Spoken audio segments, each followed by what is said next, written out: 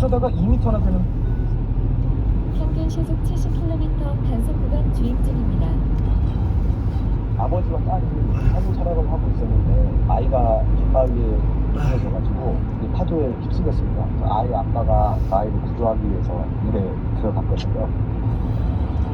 안전수칙을 잘 지키지 않아서 갯바위 사고는 겨울철에도 빈번하게 발생하는데 이렇게 두 사람이 무사히 구조된 데는 이유가 있습니다.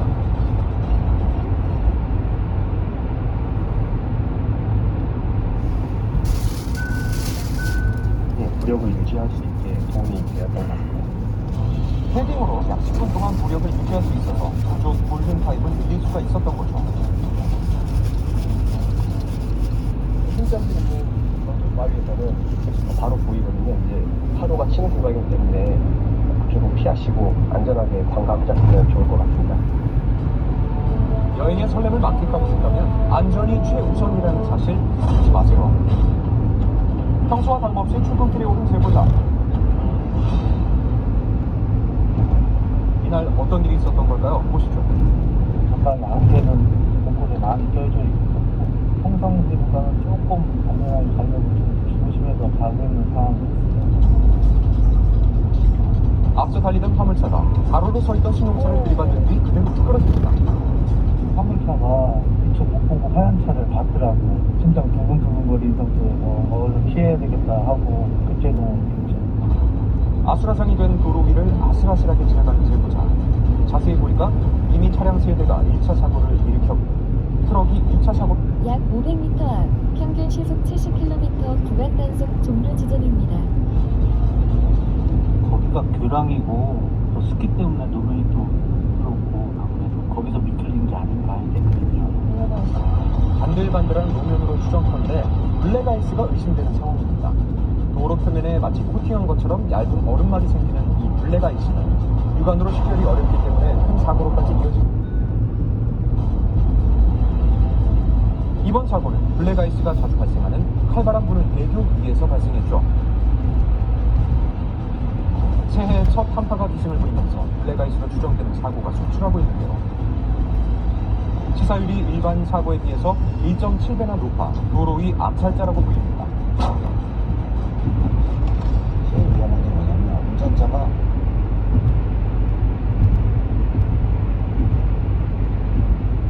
방어적인 운전을 하는 또 하나는 얼음이 발생을 하면 그만큼 제동거리가 길어집니다. 실험을 해본 결과 시속 50km 정도로 주행 시 일반路面에서는 제동거리가 10m, 미끄러운路面 위에서는 35m 정도로 약 3배 이상 길어졌습니다.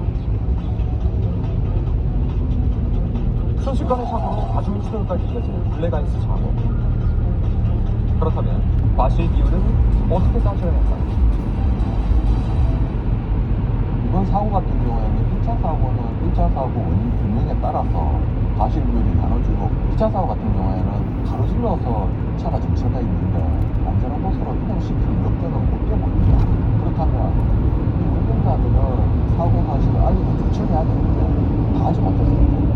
화물차 같은 경우에는 멀리서 1차로에 비상전면도 켜고 트렁크 열린 차량도 보이고 차량이 가로질러 있다는 것도 확인이 됩니다. 미리 속도를 줄여야 되는데 다 하지 못합니다.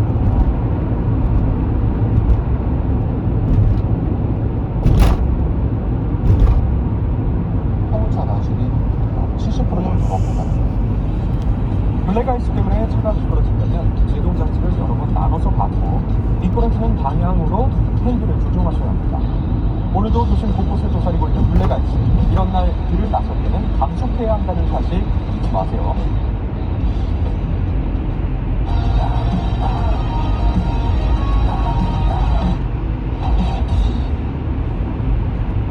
사건의 뒷이야기를 파헤치는 이슈 후 오늘의 이슈는 23명의 목숨을 앗아 약 500m 앞 시속 70km 단속 구간입니다. 지난 지 6개월이 흐르고 나서야 첫 공판이 됐는데요. 이 자리에서 유가족들은 또 한 번 분통을 터뜨려야만 했습니다. 대체 어떤 일이 있었던 건지 이슈 후에서 추적했습니다. 지난해 6월 24일 화성이 1자 전지기죠. 대량 적재된 리튬 배터리에서 불꽃이 일더니 허허 연쇄적으로 폭발하기 시작하는데요. 일부 위장 내부는 킥부윤 연기로 뒤덮였고 전체가 불길에 휩싸였습니다. 진압하는 데만 22시간이 걸렸던 일단 화성 아리셀 화재 참사. 이 사고 23명이 안타깝게도 목숨을 잃었고 9명이 다쳤습니다.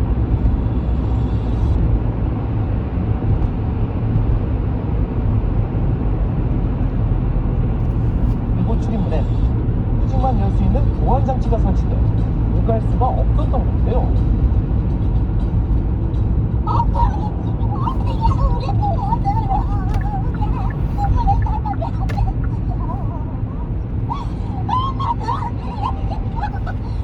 나를 잃었어.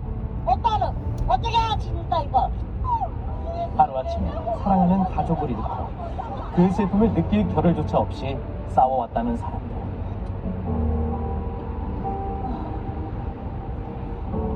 지금도 이게 스릴이라고 안 느껴져요. 이순희 씨의 문자에 여전히 답을 하지 않는 딸. 첫 취업에 들떴던 25살의 딸은 그렇게 순희 씨의 곁을 떠났습니다. 사촌 여동생 사체 사진을 봤는데 진짜 팔이 이 정도 다 없고 다리는 진짜 이게 몸통 있고 다리 다 없고 육안으로는 인식을 할 수가 없을 정도로 훼손이 심하더라고요. 반찬값이라도 벌겠다며 일을 나선 동생은 영영 돌아오지 못했습니다. 유족들을 더욱 분노하게 한 건 공장 측의 태도였습니다. 제대로 된 사과는커녕 합의를 제안하며 처벌 불원서를 요구했다는 겁니다. 자기 이렇게 하면 줄일까 그냥 그거를 생각을 하는 것 같아요. 입장 바꿔놓고 생각해봐라고. 이거 쓰냐고. 이거 저걸 불원서 쓰겠냐고 하니까 가만히 있더라고요. 지난 6일 아리셀 참사의 첫 번째 공개 재판이 열렸습니다. 사고가 발생한 지 약 6개월 만이었는데요. 박순관 아리셀 대표 역시 증인으로 재판에 참석했습니다. 현재 박 대표는 중대재해처벌법 위반 등 3개 혐의로 구속된 상태입니다. 검찰은 박 대표가 비숙련 노동자를 불법 파견받았을 뿐만 아니라 안전관리 체계를 지키지 않아 참사가 발생했다고 주장했습니다. 관련돼서 미묘하게 불량품들이 계속 발생을 한 거예요. 그러니까 이제 불량품들 가운데에서 그 화재가 발생을 했다라고 보는 것이 지금 검사 측의 입장인 거고요. 하지만 박 대표는 실질적 경영 책임자는 아들인 박중원 총괄 본부장이라며 혐의를 부인했습니다. 아비가 자식한테 모든 죄를 떠넘기면서 책임자가 아니다. 그리고 나는 그 죄를 인정할 수 없다라고 하는 그 자체를 저희는 인정할 수 없고 중대재해처벌법은 사업을 총괄하는 권한과 책임이 있는 사람 또는 이에 준하여 안전보건을 담당하는 사람이라고 되어 있습니다. 또는 되어 있다고 순간 대표를 기소를 했는데 다른 사람이 기행 책임자인 걸로 판단이 되면 모든 분들이 다 무죄가 어느 누구도 유죄가 되지 않았습니다. 아들이 경영 책임자로 판단될 경우 추가 기소가 이루어져야만 처벌이 가능하다는 겁니다. 합의를 거부한 일부 유족은 소송을 통해 징벌적 손해배상을 이끌 계획이라고 밝혔습니다.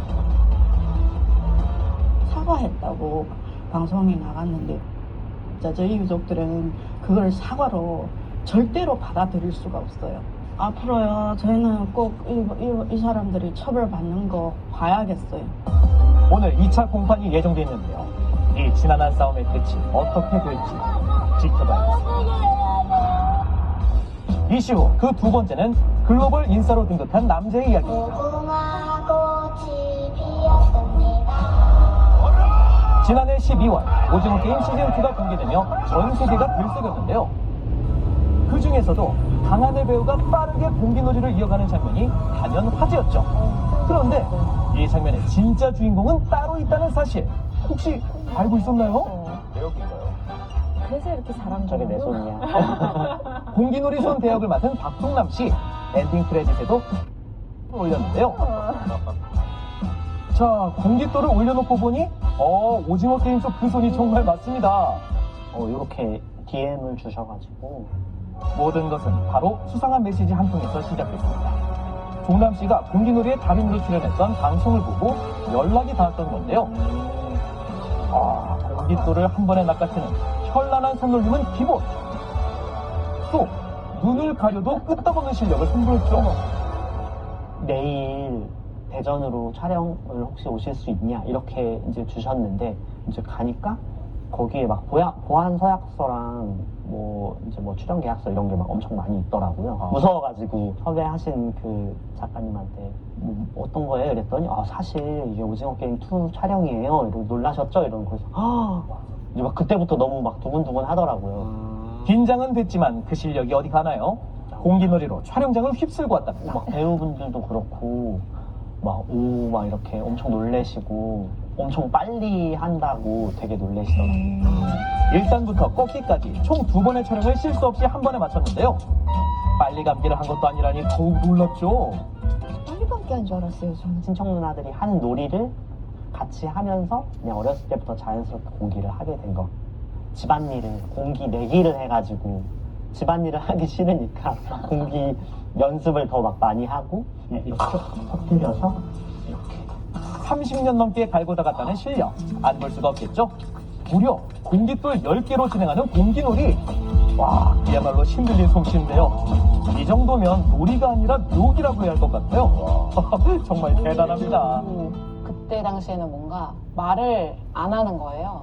오징어 게임 2 예고편 공개됐을 때 남편이 저기에 나 손 나온다고. 아내에게조차 말하지 못했다는 드라마 출연 사실. 무려 1년을 숨겼답니다.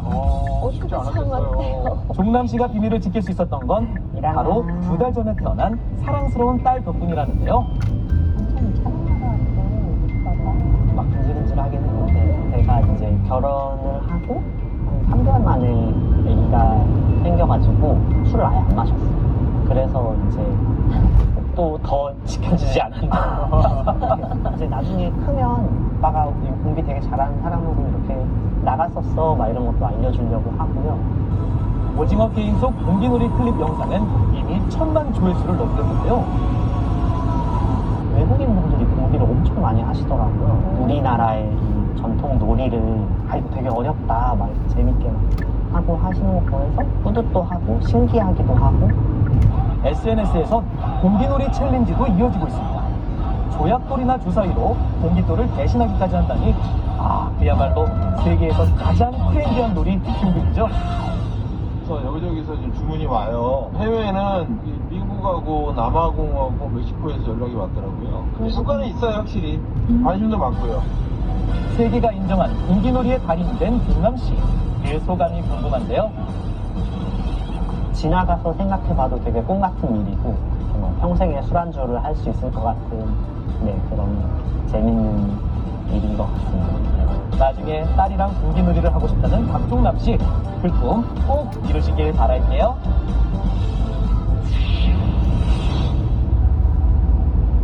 약 600m 앞 시속 80km 단속 구간입니다. 불 같은 게 보이는 거예요. 마치 그 와에 나온 백설공주에 나오는 7 난장이가 일하는 그 광산같이 아주 쭈빼한 광산 같은 느낌? 굉장히 작더라고요. 너무 작아가지고 신기했어요. 오늘의 미스터리는 동화에나 나올 법한 초미니 그림들의 의미입니다.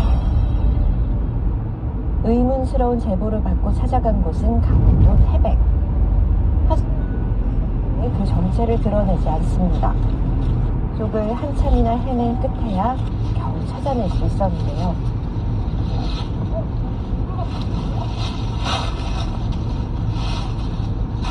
제보가 아니었다면 그냥 지나칠 뻔했을 만큼 작은 입구.